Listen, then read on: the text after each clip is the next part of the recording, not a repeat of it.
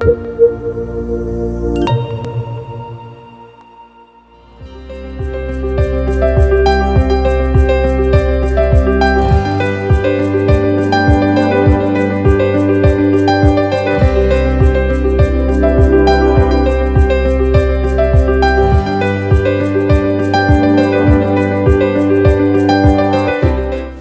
экинчи дозасын алгандан кийин 6 ай өткөндөн соң биз ал 3-чү, 4-чү дозасын алганга болот.